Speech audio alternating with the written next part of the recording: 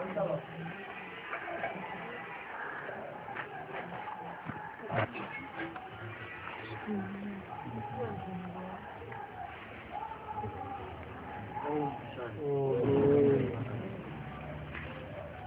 है 14 जुलाई 1967 का class. Record चला है हमारे तीर्थ न्यारे हैं। तीर्थ माना तीर माना किनारा, माने स्थान, माना एक किनारे लगाने वाला स्थान, माना ठिकाने लगाने वाला स्थान। जैसे कोई गीता पाठशाला है, कोई अनजान दुनियावी आत्मा गीता पाठशाला के संपर्क में आती है और वहाँ उसे ईश्वरीय ज्ञान का परिचय मिलता है, तो आत्मा अंदर से गदगद हो जाती है कि जन्म जन्मांतर जो प्राप्ति हमने नहीं की वो प्राप्ति अब कर ली। ठिकाना मिल गया, किनारा मिल गया। नहीं तो संसार रूपी नदिया कहो, संसार रूपी सागर कहो, उसमें कहाँ कहाँ हिलोरे खाते रहते थे, कहीं ठिकाना नहीं मिलता था। अभी ठिकाना मिल गया। तो जब ठिकाना मिल जाता है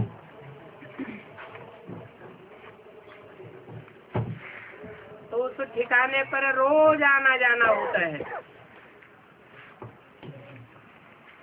तब तक जब तक ठिकाना बताने वाले आखिरी गुरु का ठिकाना नहीं मिल जाता, जिसे सदगुरु कहा जाता है। और सदगुरु का जब आखिरी ठिकाना मिल गया, सदगुरु का घर मिल गया, तो बुद्धि वहाँ टिक जाती है और बुद्धि की यात्रा शुरू हो जाती है। तो वो हमारा हुआ तीर्थ।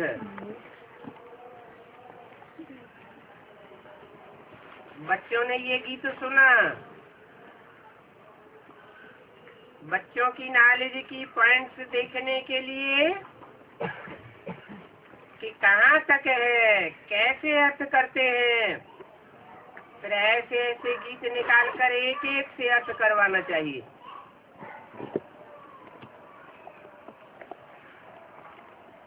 क्योंकि इन गीतों को भी करेक्ट किया जाता है।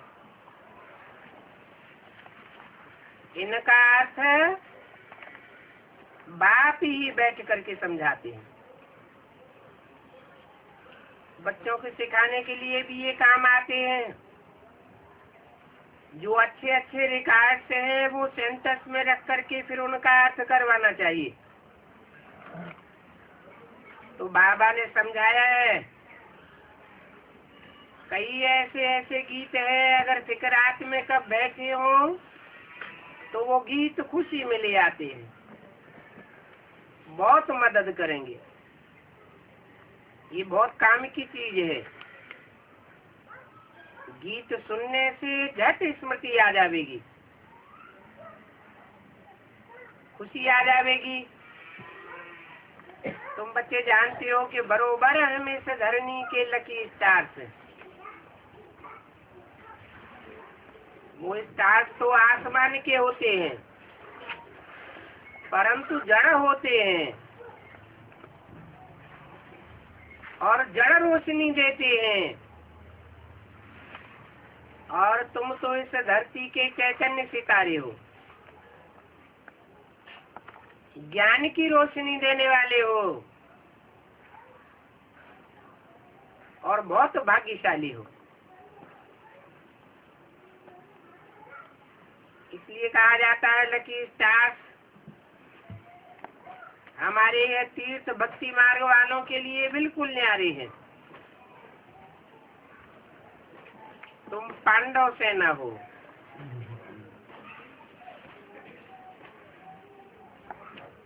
पंडा बाप के बच्चे हो, बाप को फॉलो करने वाले हो। हर एक ग्रुप का अलग पंडा होता है।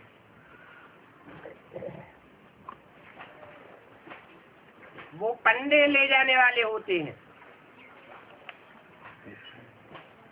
जैसे भक्ति मार्ग में तीर्थों में पंडे बैठे रहते हैं,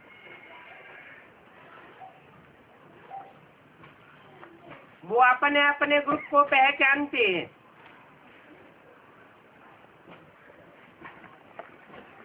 अब यहाँ तो है बेहद की बात।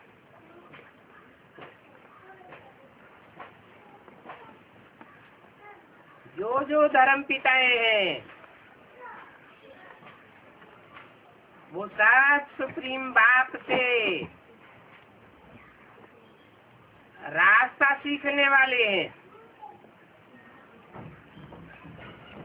अपनी अपनी बुद्धि के अनुसार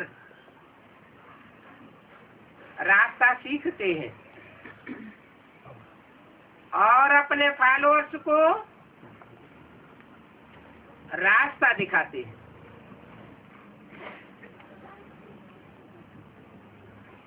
कोई अच्छा रास्ता दिखाने वाले होते हैं, कोई नंबरवार होते हैं। जो अच्छा रास्ता सीखने वाले होते हैं वो अपने फॉलोअर्स को भी अच्छे रास्ते पर ले जाते हैं। शॉर्टकट रास्ता उनकी बुद्धि में रहता है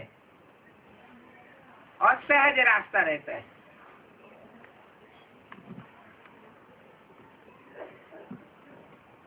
पंडा बाप को, जो सुप्रीम बाप है, जिसे उन्होंने जल्दी पहचाना, तो अपने फॉलोअर्स को भी जल्दी ठिकाने लगा देते हैं।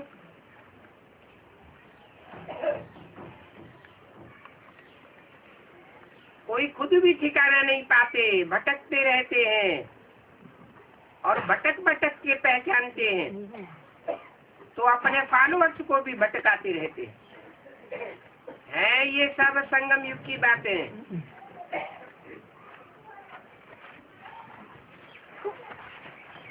यहाँ हर ब्राह्मण पंडा है। हर ब्राह्मण एक स्टार है। वो तो समझते हैं उन्हें स्टार्स में कोई दुनिया रहती है। वास्तव में उन जड़ स्टार्स में दुनिया नहीं रहती है।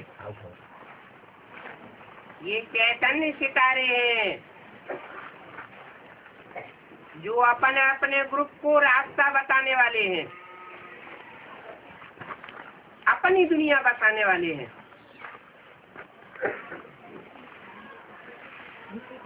तो ले जाने वाले हैं।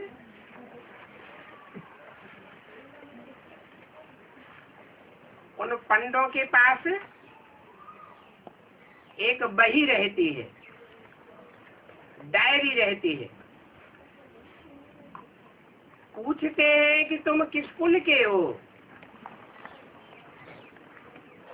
कहाँ की यादगार? ये भी संगम युग की यादगार है। यहाँ भी ब्राह्मणों के 9 कुल होते हैं। 9 धर्मों के आधार पर 9 कुल, 9 कुरियां। तो पूछा जाता है, समझा जाता है, समझाया जाता है, तुम किस कुरी के ब्राह्मण हो? कुरियां भी ऊंचे से ऊंचे होती है। नंबरवार ब्राह्मणों की कुरियां हैं। हर एक अपने कुल वालों को ही लेंगे, दूसरे कुल वाले को नहीं लेंगे। संस्कार मिलने की बात है।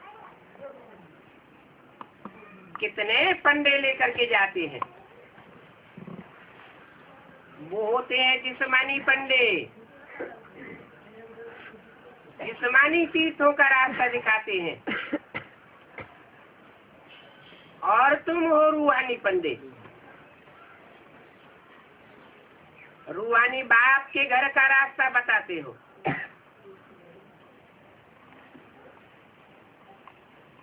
कौन है रूहानी पंडे? जो रूहानी बाप के घर का रास्ता बताते हैं, जो रूहानियत की तेज में टिके हुए होंगे, वही रूहानी बाप को पहचानेंगे और रूहानी बाप के घर का रास्ता बतावेंगे। खुद दे अभिमान में होंगे तो खुद ही अटक जावेंगे और दूसरों को भी अटकावेंगे, भटकावेंगे। तुम्हारा तो नाम ही है पांडव सेना। किसकी सेना? पंडा बाप की सेना। पांडव किसके पुत्र थे? पांडु के पुत्र थे। पांडु नाम पंडा बाप से लगता है। वो तो एक ही सुप्रीम पंडा है।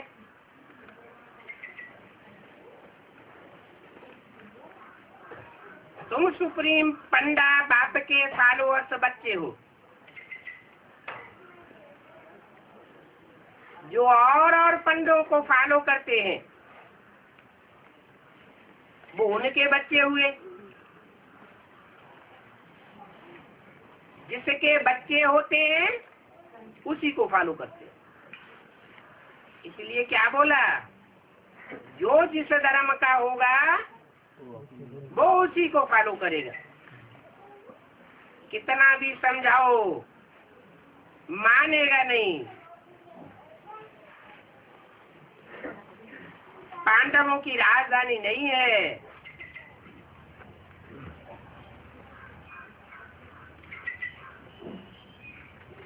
पांडव तो पंडे को कहा जाता है। बाप भी वेद का पंडा है, गाइड को भी पंडा कहेंगे। तो पंडे ले जाते हैं तीर्थों पर।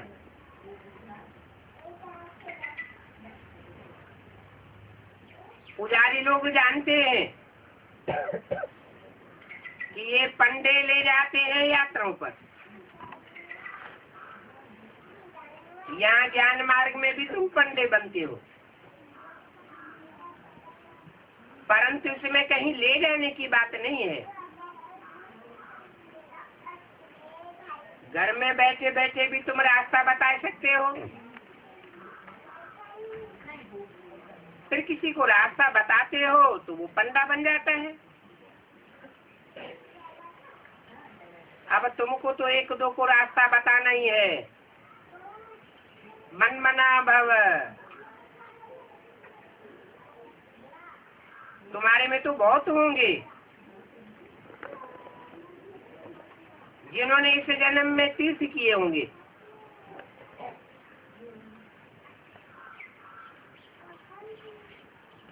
बद्रीनाथ, अमरनाथ में कैसे जाना होता है पंडे लोग जानते हैं ना।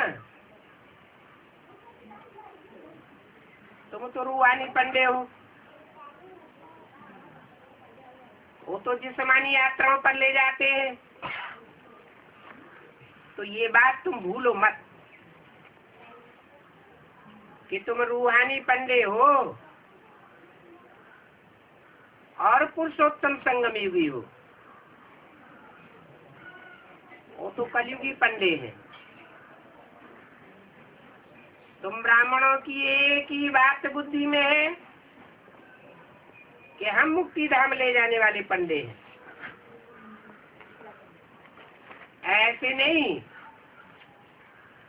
कि स्वर्ग के पंडे कोई अलग है और मुक्ति धाम ले जाने वाले पंडे अलग हैं।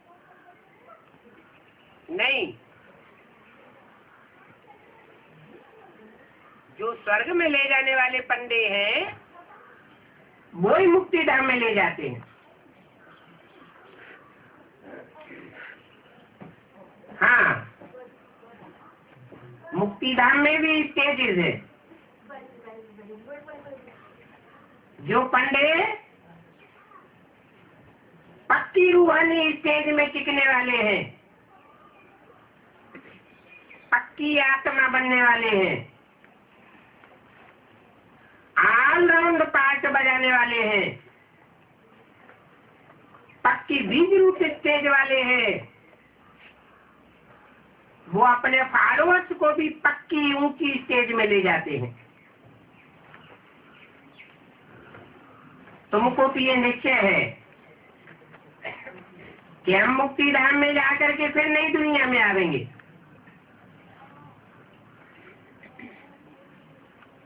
तुम नंबरवार पुरुषार्थ संसार पंडे हो। पंडे भी अनेक प्रकार के होते हैं।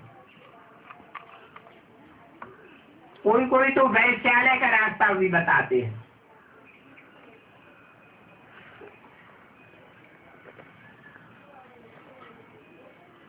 वहीं फिर वो यात्रा भी है।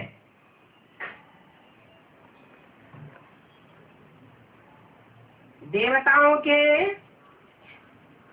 तीर्थों में ले जाते हैं और वहीं फिर वैश्यालय का रास्ता दिखाते हैं। वहां फिर जहन्नुम की यात्रा कराए देते हैं। अब तुम तो जहन्नुम की यात्रा कराने वाले नहीं हो। जहन्नुम है ना, जन्नत और जहन्नुम, स्वर्ग और नरक। तुम तो फर्स्ट क्लास पंडे हो। फर्स्ट क्लास जन्नत की यात्रा कराते हो। सबको पवित्रता का रास्ता बताते हो।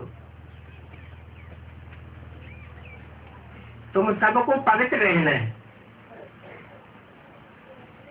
पवित्र रहने वाले की दृष्टि ही बदल जाती है। तुमने प्रतिज्ञा की है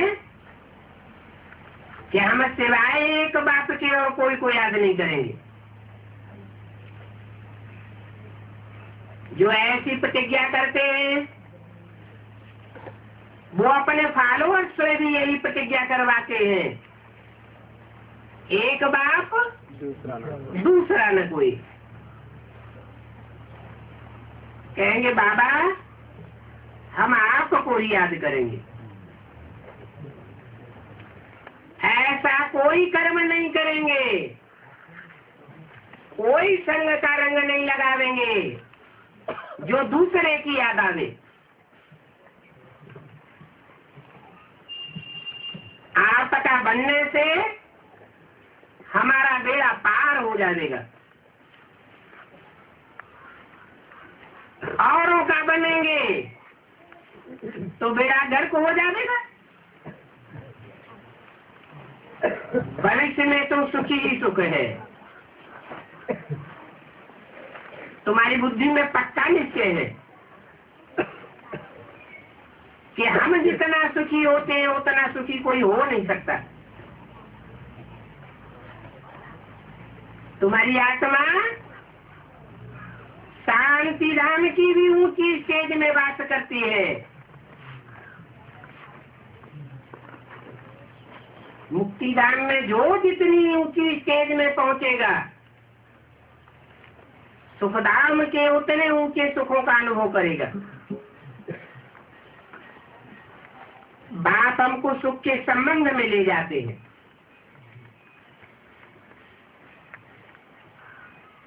वो गुरु लोग तो दुख के संबंध में ले जाते हैं।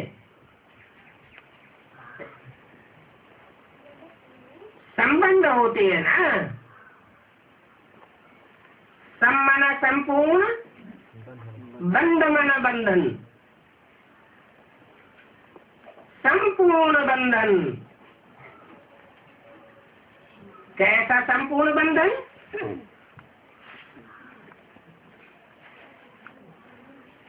रूहानियत का संपूर्ण बंधन। शरीर होते हुए भी, शरीर की कर्मेंद्रियां होते हुए भी, कर्म करते हुए भी एक बाप से बुद्धि का युग रहता है, तो तुमको अथाह सुख मिलता है। तुम एक में बुद्धि लगाने वाले हो। यहाँ इस दुनिया में तो दुख ही दुख है, क्योंकि दुनिया में दुनियावी लोगों की बेविचारी बुद्धि है,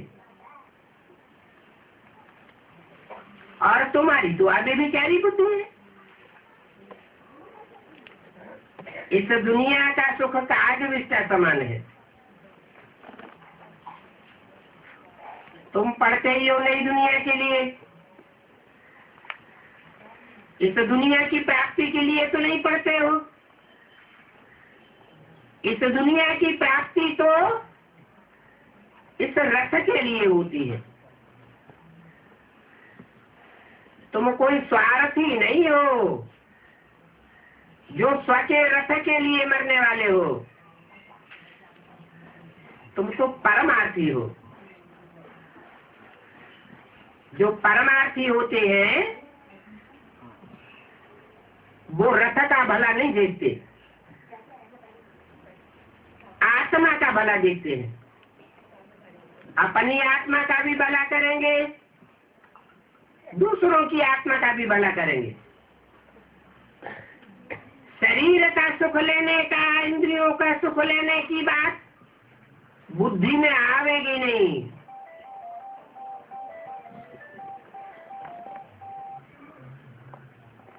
आत्मिक सुख क्या होता है ये तुम जानते हो, तुम्हारा ही गायन है। अतीन्द्रिय सुख पूछना हो तो गोप गोपियों से पूछो। तुम पढ़ते ही हो नई दुनिया के लिए। तुम्हारी पढ़ाई इस जन्म में इस दुनिया के लिए नहीं है। तुम जानते हो कि वापस मुक्ति धाम में जो जावेंगे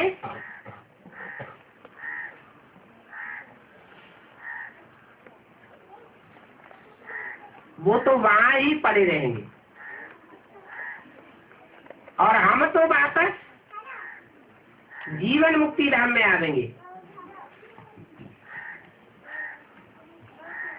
क्यों? हम जीवन मुक्ति धाम में वापस क्यों आ जाते हैं? वो मुक्ति धाम में क्यों पड़े रहते हैं? कोई कारण होगा। जो यहाँ पुरुषोत्तम संगम युग में ज्ञान लेने के बाद जितने देह अभिमानी बनते हैं, देह के सुख भोगते हैं, उतनी उनको धर्मराज की सजाएं खानी पड़ती हैं। धर्मराज की सजाएं खाने से पद नीचा हो जाता है। परम धाम की ऊंची स्टेज में पहुंच नहीं सकते। तो जो ऊंची स्टेज में नहीं पहुंच सकते मुक्ति धाम में, वो सुखधाम की ऊंची स्टेज में भी पहले पहले नहीं आ सकते। तो तुम जाते हो तुरंत वापस आते हो। वो धर्मराज की सजाएं खाते हैं, जितनी जास्ती सजाएं खाएंगे उतना मुक्ति धाम में पड़े रहना पड़ेगा। वहाँ आत्मा ऐसे होती है जैसे जड़वत, और तुम तो चैतन्य आत्मा हो। सत्य चित्त आनंद बाप के बच्चे हो। सच्चिदानंद कहा जाता है। जैसा बाप वैसे बच्चे।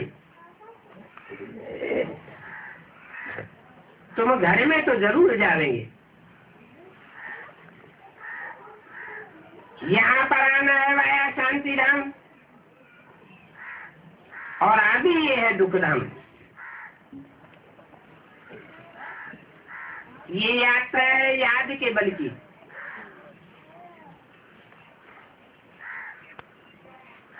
याद एक को करना है। एक बिंदी को नहीं कहा जाता है। बिंदी की कोई पहचान नहीं होती है। एक तब कहा जाता है जब वो सुप्रीम सोल ज्योति बिंदु साकार रूप धारण करता है और मुकर्रर रूप धारण करता है। एक व्यापी बन करके संसार में प्रत्यक्ष होता है।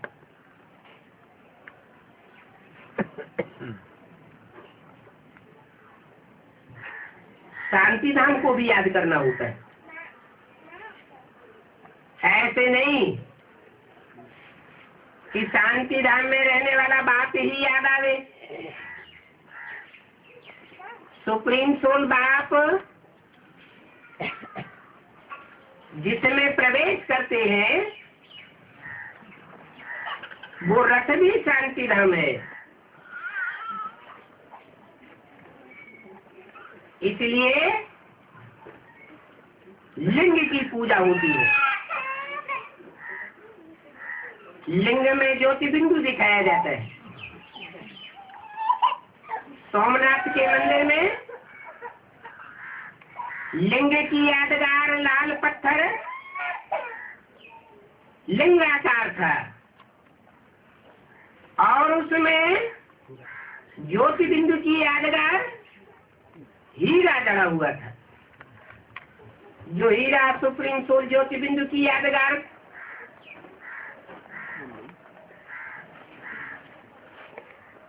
और निराकार की यादगार। निराकार ज्योति बिंदु और साकार लिंग। तो निराकार और साकार दोनों के मेल को बाबा कहा जाता है। नहीं तो बिंदु बिंदु आत्माओं का बाप सिर्फ बाप है, बाबा नहीं है। उसके साथ बिंदु बिंदु आत्माओं का सुप्रीम सोल के साथ कोई दूसरा संबंध नहीं जुड़ता। वो बाप है, हम बच्चे हैं, बच्चियां भी नहीं।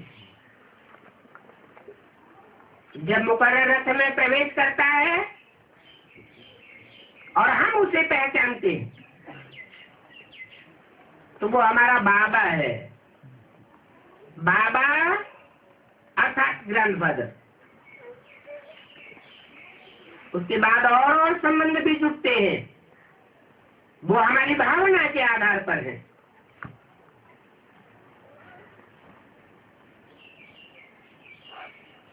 तो तुम बच्चों को बाप को याद करना होता है और बाप के साथ ईमानदारी भी चाहिए।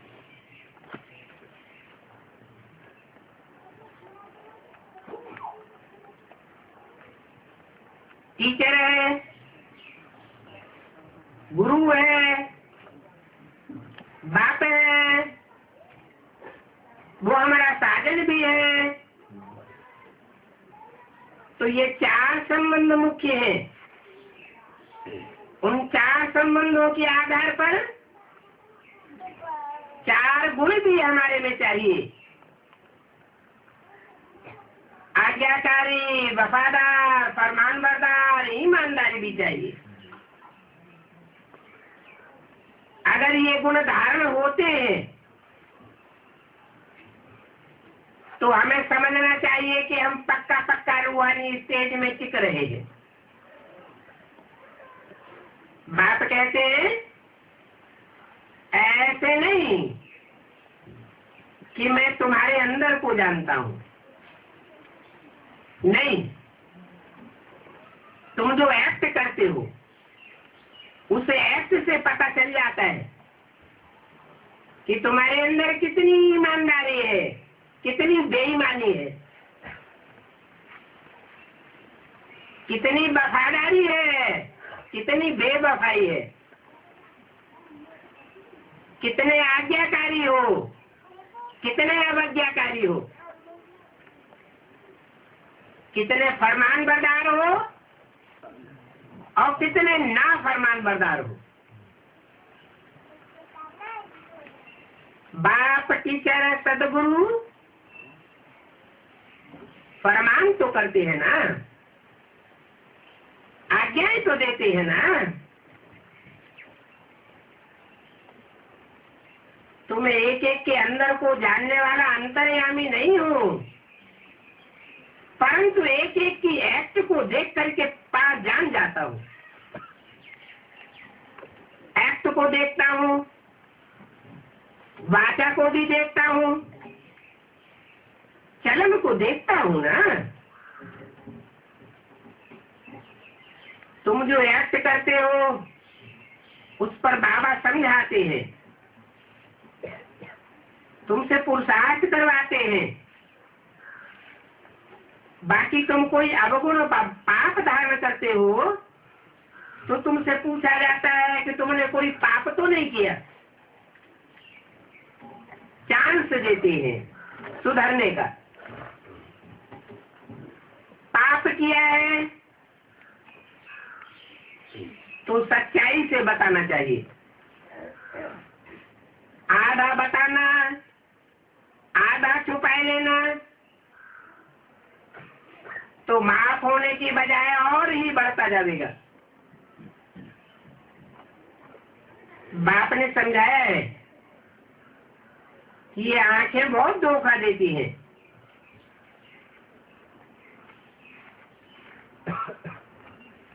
तो आंखों को कंट्रोल में रखना चाहिए।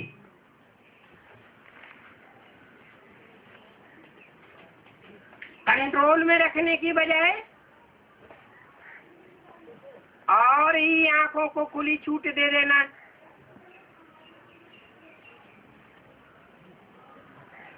कोई न कोई रास्ता निकाल लेना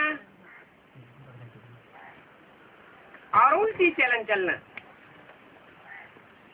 इससे तो पाप और ही बढ़ जाएगा। बताना चाहिए, बाबा आज आंखों ने हमको बहुत धोखा दिया।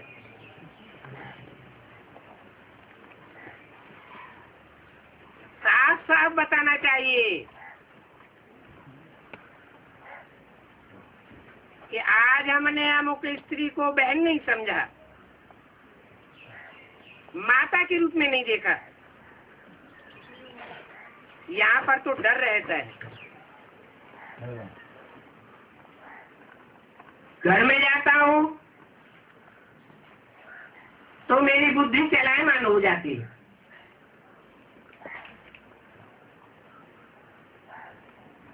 कहते हैं बाबा ये हमारी बड़ी भूल है, हमको क्षमा करो। बाबा कहते हैं कि क्षमा की तो इसमें कोई बात ही नहीं है,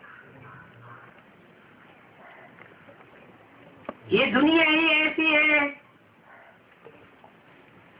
इस दुनिया में जो रहते हैं उनको संग का रंग तो लगता ही है। तुमको सिखाया गया है कि तुम बुद्धि से बाप के पास रहो, बुद्धि से मुक्तिधाम को याद करो, अपने सुखधाम को याद करो, तो तुम्हारे पर पाप नहीं लगेगा। कोई भी पाप पुण्य तब बनता है जब पाप पुण्य करते समय बुद्धि लिम्पायमान होती है। मन बुद्धि अगर लिम्पायमान न हो तो कोई पाप ही नहीं बनता।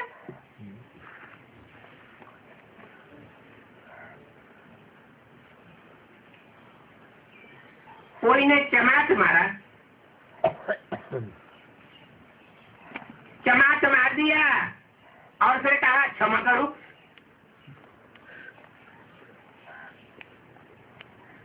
फिर तो चमाट मारता जावे, क्षमा करता जावे,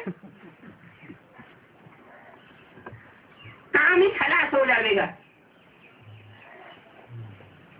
ऐसे माफी मांगने में देरी थोड़ा ही लगती है।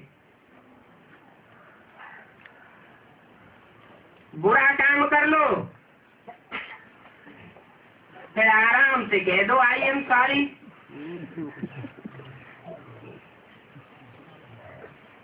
ऐसे थोड़ा ही चल सकता है। कर्मों की कोई गति है, इसलिए हिसाब बताते हैं। एक बार माफ होगा, 2 बार माफ होगा, तीसरी बार माफ नहीं होगा। वो भी तब माफ होगा जब सच्चाई से हिज्जे हिज्जे कर करके एक एक बात खोल के बता देंगे। कुछ बात को छुपाया, कुछ बात को बताया, तो पूरा माफ नहीं हो सकता।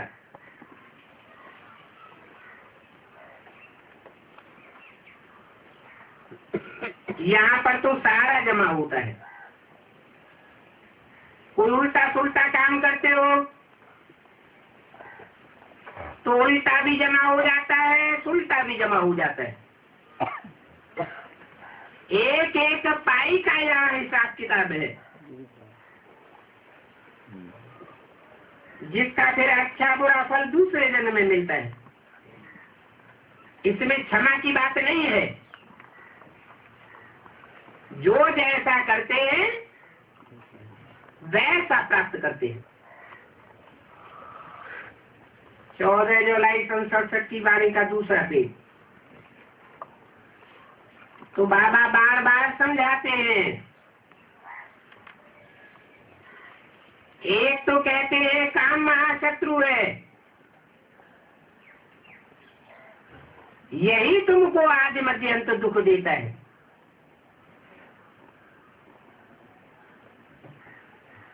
आदि में भी दुख देता है। आदि कब है?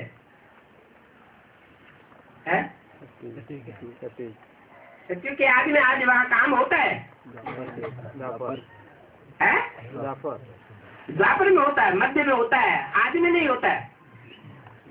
ये काम महाशत्रु आदि मध्य अंत दुख देता है। दृष्टि में होता है। हाँ, इस संगम युग से शुरुआत होती है। संगम युग में ही फाउंडेशन पड़ जाता है। जैसा फाउंडेशन पड़ जाता है वैसा ही मध्य और अंत चलता है। जैसे दुनिया में बच्चे की पैदाइश रोते हुए होती है, तो पैदा भी रोते हुए हुआ, जिंदगी भी रोते हुए गुजरती है और अंत भी हिलकोरे खाते हुए जाता है। ऐसा क्यों होता है? क्योंकि आदि ही खराब हो गया। आदि नष्ट हो गया तो अंत भी नष्ट होता है। अभी ये संगम युग है, ये आदि है कि मध्य है कि अंत है? ये आदि तो अंत है। जैसा फाउंडेशन हम डालेंगे वैसा जन्म जन्मांतर हम प्राप्ति करेंगे। ऐसे नहीं कहते हैं कि क्रोध महाशत्रु है। बाप को कहते ही है पतित पावन। क्रोधी को पतित नहीं कहा जाता है, कामी को पतित कहा जाता है। तो पतितों को पावन बनाने वाला बाप आया हुआ है। पतित विकार में जाने वाले को कहा जाता है। विमना विपरीत, कर्मना कार्य। ईश्वर ने जो विपरीत काम बताया हुआ है, वो विपरीत काम करने वाले को विकारी कहा जाता है। ईश्वर बाप बताते हैं कर्म क्या है, अकर्म क्या है, विकर्म क्या है। कर्म अकर्म विकर्म की गति बताते हैं ना।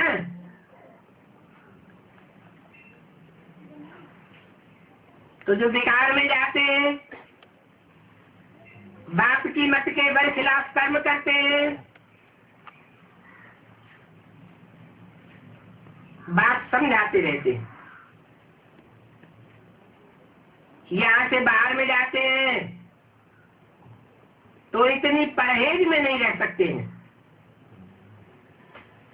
अगर इतनी परहेज में नहीं रह सकते हैं तो फिर ऊंच पद भी नहीं पा सकेंगे। बाबा समाचार तो सारा सुनाते रहते हैं और बच्चों का समाचार सुनते भी रहते हैं। यहाँ तो बहुत अच्छा अच्छा काम करते हैं, फिर बाहर जाने पर कुछ भी धारणा नहीं रहती। क्या कारण होता है?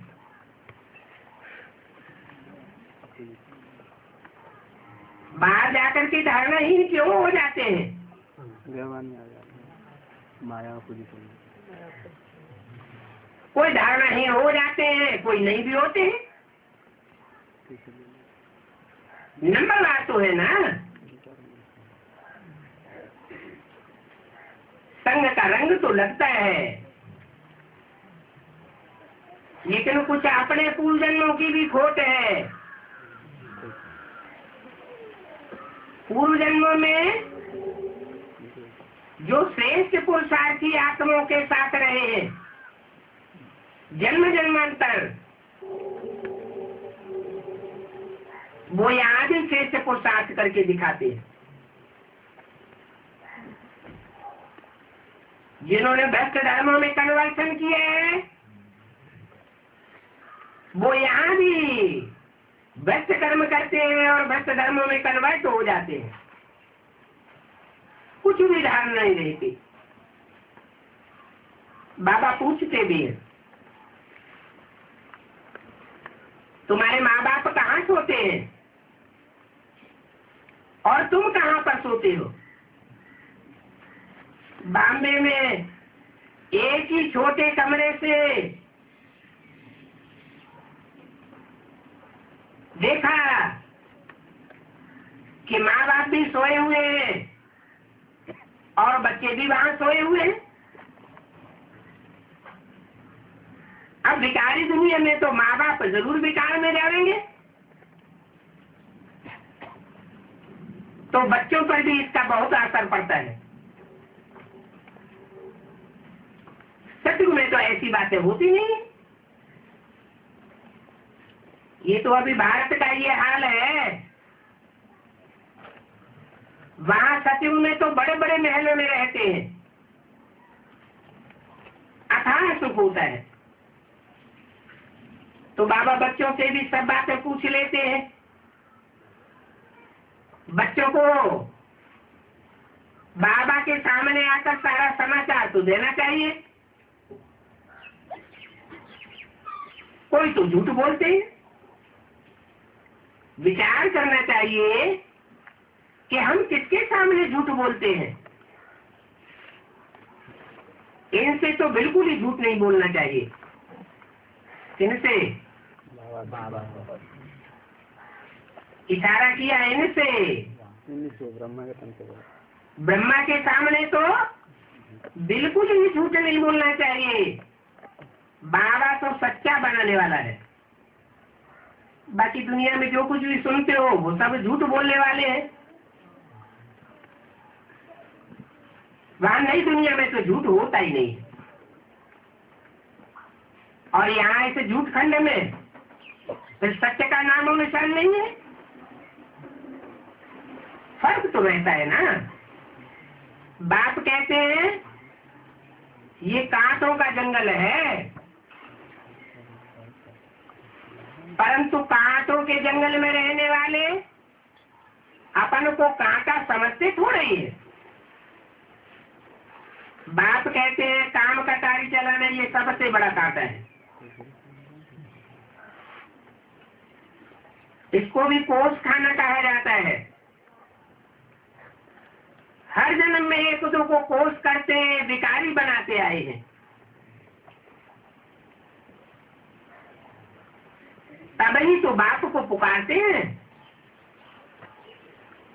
पुण्यात्माओं की दुनिया में तो कोई पुकारते नहीं है। बाप समझाते हैं अभी जब कि मैं आया हुआ हूं तुमको ले जाने के लिए, सुखधाम में ले जाता हूं ना, तो पावन बनना चाहिए ना, तो पावन बनो ना। भगवान को बुलाते हैं कि शिव बाबा आपसे तो हमें सुख घनेरे मिलते हैं। भक्ति मार्ग में सभी इनको पुकारते हैं। बच्चे जानते हैं कि बरोबर बाबा सुख दे करके गए थे, वो है ही सुखधाम। सुखधाम में कोई भी प्रकार की बीमारियां आज नहीं होती हैं। यहाँ तो देखो नित्य नई बीमारियां बढ़ती जाती हैं, हॉस्पिटल बढ़ते जाते हैं, डॉक्टर्स बढ़ते जाते हैं, बीमारियां बढ़ती जाती हैं, दवाएं बढ़ती जाती हैं, जेलें भी बढ़ती जाती हैं। वहां तो ना जेल होगी ना हॉस्पिटल होगी। सत्युग में कोई प्रकार का दुख का नाम निशान नहीं होता है। क्यों नहीं होता है?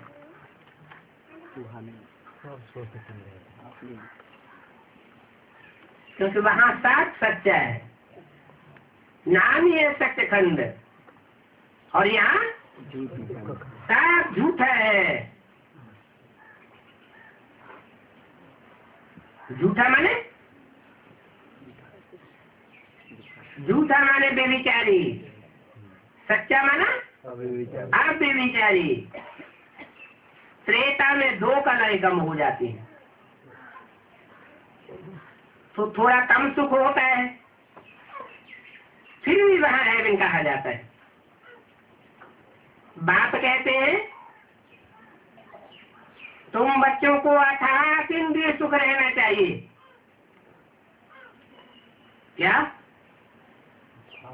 त्रेता के सुख से सतयुग का ऊंचा सुख, और सतयुग से भी ऊंचा सुख कहाँ होता है? स्वर्ण संगम युग में अथाह सुख है। क्यों? त्रेता से भी ऊंचा सतयुग में क्यों, और सतयुग से भी ऊंचा संगम युग में क्यों? अथाह अतीन्द्रिय सुख इसलिए होता है कि तुमको इंद्रियों के सुखों से पार ले जाते हैं। तुम देहभान से बिल्कुल पार जाते हो। पढ़ाने वाले को भी याद करना है, भगवान हमारा टीचर है। टीचर को तो सभी बच्चे याद करते हैं। तो यहाँ बाप के सन्मुख रहने वाले बच्चों के लिए तो बहुत सहज है। कठिन किसके लिए हो जाता है?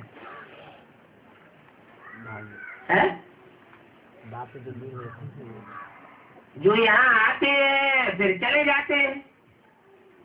4-6 दिन के लिए आए और फिर बाहर की दुनिया में जाते हैं।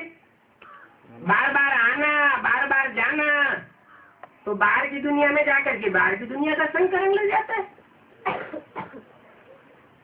इसलिए कठिन हो जाता है, कुसंग का रंग लग जाता है। इसलिए बोला कि यहाँ बाप के पास रहने वाले बच्चों के लिए बहुत सहज है, और जब सहज होता है तो रिजल्ट क्या होता है? सहज होने से निरंतर याद हो जाती है। यहाँ पर कोई बंधन नहीं है।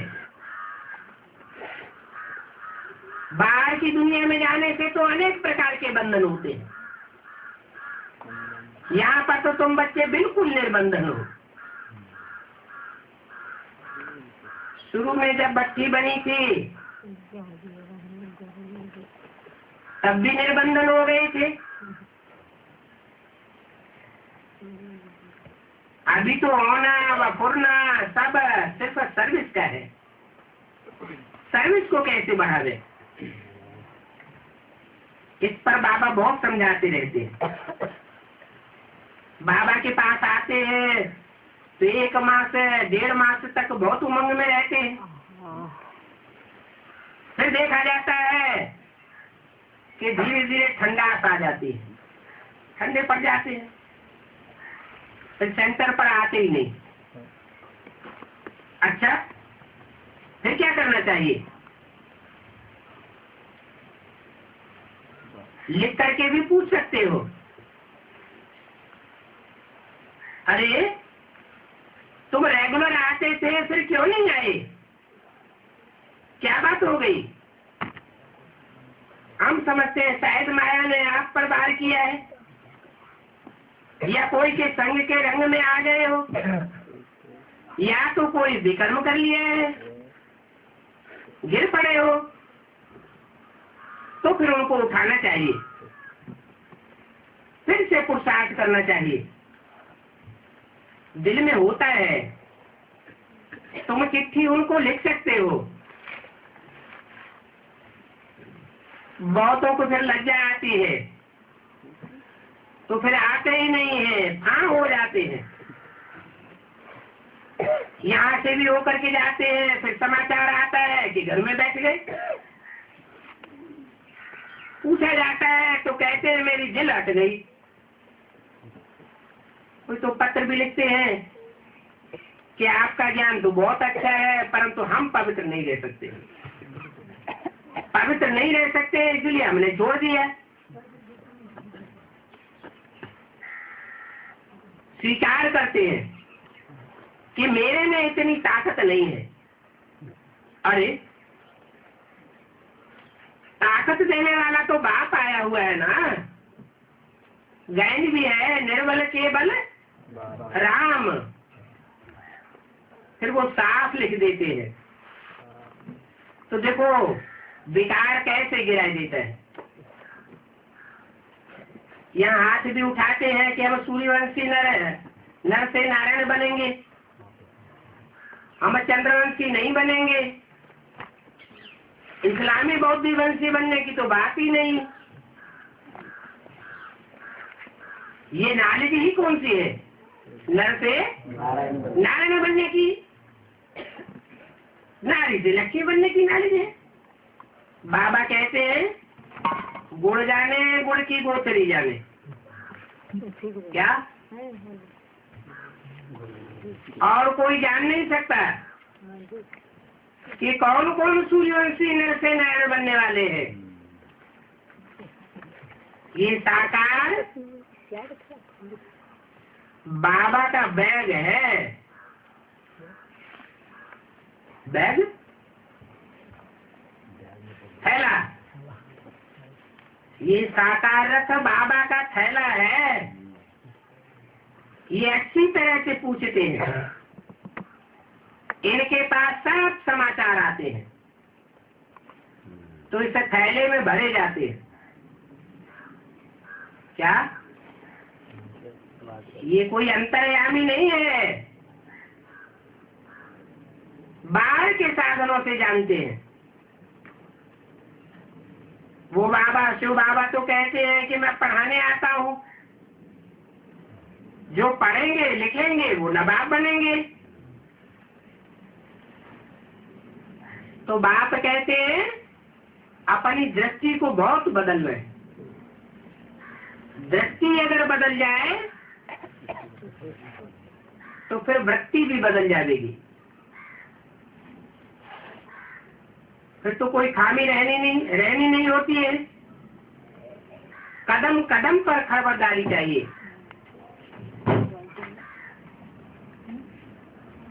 तुम जानते हो कि जब तक तुम यात्रा पर रहते हो तो पवित्र रहते हो। क्या? जिन दिनों याद की यात्रा अच्छी होती है तो पवित्रता की धारणा भी अच्छी होती है।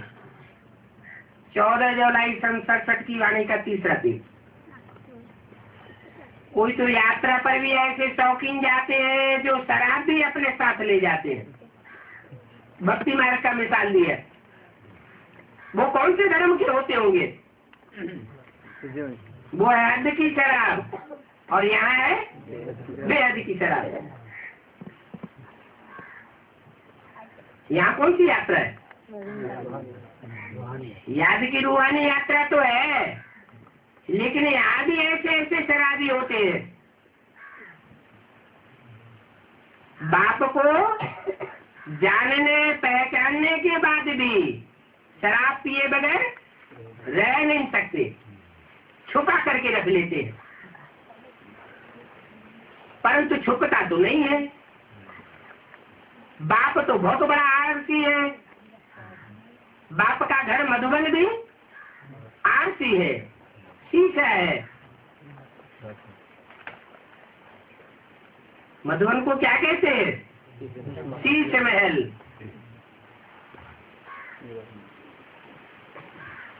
तो बताओ, तीर्थ स्थान पर ऐसे ऐसे काम करेंगे तो वो तीर्थ क्या काम का रह जाएगा? लड़ाई वाले होते हैं, वो भी बहुत शराब पीते हैं। शराब पी करके जा करके एरोप्लेन सहित जा करके गिरते हैं। लड़ाई में शराब बहुत काम आती है। शराब पीने वाले शराब पी करके जैसे बादशाह बन जाते हैं। एक तरफ दीवाने निकालते हैं, एक तरफ शराब पी करके बहुत नशे में चढ़ जाते हैं। इतना नशे में चढ़ जाते हैं कि उनको अपना दीवानापन भूल जाता है। अभी तुमको मिलता है ज्ञानामृत, बाकी याद की इसमें मुख्य बात है, जिससे तुम 21 जन्म के लिए एवर हेल्दी एवर वेल्दी बनते हो। बाबा ने कहा था कि ये भी लिख दो कि 21 जन्म के लिए एवर हेल्दी एवर वेल्दी कैसे बन सकते हैं, सो आकर के समझो। भारतवासी जानते हैं, बरोबर भारत की बड़ी आय थी। कितनी आय होगी? है? भारत जरा जमीन की आय होती है क्या? है? कितनी आय थी? 150 वर्ष आय थी भारतवासियों की।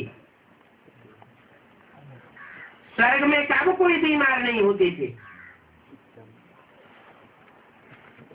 वहाँ देवी देवताओं के 150 वर्ष आय होती है और 16 कला संपूर्ण होते। कहते भला ये कैसे हो सकता है?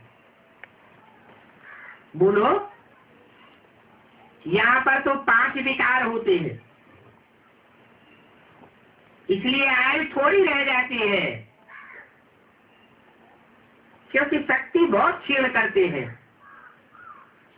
और वहाँ तो 5 विकार होते ही नहीं, तो शक्ति क्षीण होने की बात ही नहीं। वहाँ भी अगर ये 5 विकार हो तो फिर राम राज्य किसको कहेंगे? तो वही देवी प्यारी रावण राज्य हो जाएगा। देवताएं जब वाम मार्ग में जाते हैं, वो वाम मार्ग में जाने के भी चित्र तुमने देखे हैं?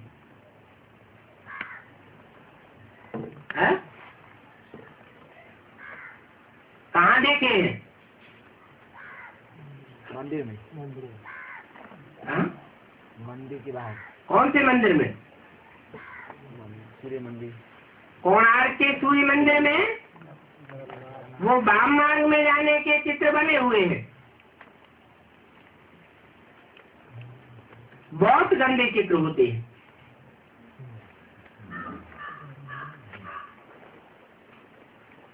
फिर बाबा कहते हैं कि हमने जो देखा है सो बताते हैं। कौन से बाबा कहते हैं? ये साकार बाबा कहते हैं हमने जो देखा तो हम बताते हैं। शिव बाबा कहते हैं मैं तो सिर्फ नॉलेज देता हूँ, मैंने देखा देखा कुछ भी नहीं है, मुझे तो तीनों कालों की नॉलेज है, बाकी इसने जो देखा है वो सुनाते हैं। वो ज्ञान की बातें और ये अपने अनुभव की बातें सुनाते रहते हैं। कौन है? शिव बाबा ज्ञान की बातें सुनाते हैं और ये हमारा ब्रह्मा अपने अनुभव की बातें सुनाते हैं। दो है ना, ये भी अपना बताते रहते हैं। हर एक को अपनी लाइफ का पता होता है। तुम जानते हो आधा कल्प से पाप करते आए हो, वहां तो फिर पाप कोई नहीं करेंगे और यहाँ तो कोई पावन होता भी नहीं है, क्योंकि सन्यासी भी जो होते हैं बल पवित्र रहते हैं, परंतु पैदाइश कहाँ से होती है? विकार से पैदाइश होती है। तो जो आगे तो मध्य और अंत में और भी बहुतों से पाप होते रहते। गुरु बन करके कहते हैं कि भगवान सर्वव्यापी है, ऐसी ऐसी बातें सुना करके सबको बेमुख कर देते हैं। कौन से सन्यासियों की बात है? बाहरी दुनिया के सिर्फ सन्यासियों की बात नहीं है, अंदर के सन्यासी भी जो है बेअद की दुनिया के, ब्राह्मणों की दुनिया के, वो भी यही साबित करते हैं कि भगवान सर्वव्यापी है। कर्म ऐसे करते हैं, एक व्यापी को छुपाए देंगे। जब एक व्यापी को छुपाए देंगे तो रिजल्ट क्या निकलेगा? सर्वव्यापी साबित करेंगे। बड़े बड़े पोस्टर छपा करके सर्वव्यापी साबित करते हैं, सबको बेमुख कर देते हैं। कितना बड़ा पाप है। इसलिए उनका नाम क्या रखा जाता है? उनका नाम रखा जाता है हिरण्यकश्यप। क्या? हिरण्य। हिरण्य माने सोने जैसी, काश्य, तेज वाली, पा माने पीने वाले, अच्छी अच्छी आत्माओं को उनका अच्छापन अपने जीवन में सुख चैन में लगाते हैं और उनको भ्रष्ट कर देते हैं। खुद का फायदा और दूसरों का नुकसान कर देते हैं। ये सब बातें अभी की है, कभी की? संगम युगी ब्राह्मणों की दुनिया की है, ऐसे भी नहीं बेसिक नॉलेज की है। क्या एडवांस नॉलेज की भी यही बातें हैं। ओम शांति। ओम।